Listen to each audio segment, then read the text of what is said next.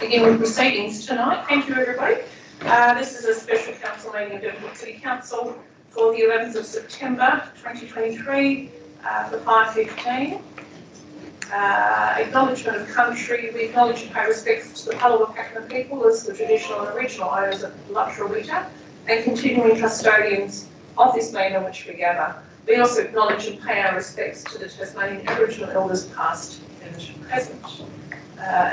Apologies, we have none, and just waiting on Councillor Shane. I'm sure she'll be here soon. Any declarations of interest, please? There is none. Thank you. So we go to item 3, which is reports, and 3.1. The reason we're here, a tender report for the contract for the Devonport Aquatic Centre indoor pool tile replacement. All the information has been provided to councillors. And the recommendation is there. If I could have a mover, please. Moved. Councillor Hollister, thank you. And if I could have a seconder. Second. Councillor Wachynski, thank you. Councillor Hollister. It's a recommendation there for everyone to see. Just over $1 million for the one that's been recommended, up to other quotes of $1.5 million. Had a lot of trouble with the pool over the years, and hopefully we've got enough guarantees in the contract now to see that it survives for whatever the warranty time's going to be in the future. Nothing further to add. Thank you. Councillor Wachynski. No, just the recommendation, let's get the pool back in order. It's 15 years, the next warranty. And I think it's something we should keep on doing for the community. So no further to add. Thank you. Any further comment, please? No? Councillor Hollister to close. Oh, sorry, Councillor Martin. I'm sorry I can see you. I do apologise. Just with the report and bits and pieces that talks about concrete shrinkage, etc.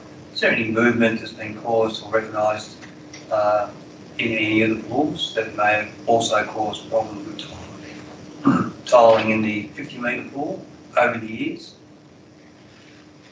That's a bit of a broad brush, but That might be answered by. Through you, Mayor, I'll start and just further add to it. So the outdoor pool, there is some movement, there is some leakage, and we do have some funding in this year's budget to start investigating what remedial work that we need to do in the future. But it's a different type of liner in the pool, so it's not a fully tiled pool, the outdoor pool. It's a fiberglass liner, I think. So that might add to that. Through you, Mayor, just to reiterate the General Manager's comments, so the original outdoor 50 pool, I believe, was tiled and failed early in its life. Part of the site was a former landfill site, but the original construction is somewhat unknown, so there is a project to investigate that original failure this year. But the liner that's in the pool is still sound at this point in time, but the overall asset's reaching the end of its expected useful life.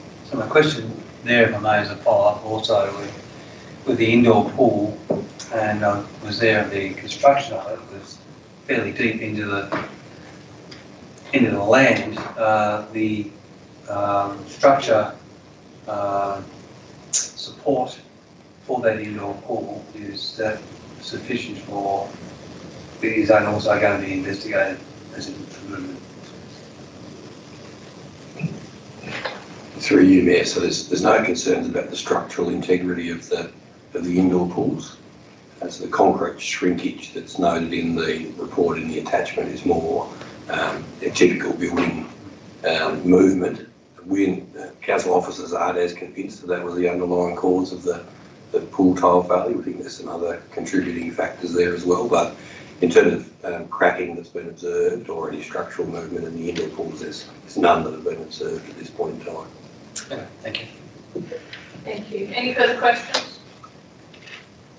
No. Councillor Hollister to close, please. Thank you. Another question before closing. I believe that Just a bit closer to your mic if you don't mind. That's my question. Thank you. I believe up to 10 pools around Australia virtually had the same failure in the trials that we've had.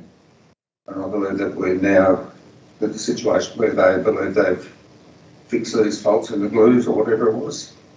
So we should be able to, get the life out of it that we should, I believe.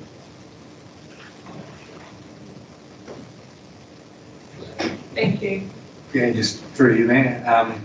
So the independent report that was done by Hydrotech, they looked at our specifications and there have been some changes in Australian standards over the last decade or so. So they've checked everything through there for current practices with adhesives and a lot of the periods of time between curing to make sure that you get that bond. They've been through, I suppose, improvements seen from some of those failures around Australia. So we're confident that, yeah, the same thing won't happen again. Thanks, Mr. Belgian. Thank you. Nothing further to add. Consider it closed. Thank you. All those in favour? Aye. Against? So carried. Thank you. That will be closing the meeting at 5:20.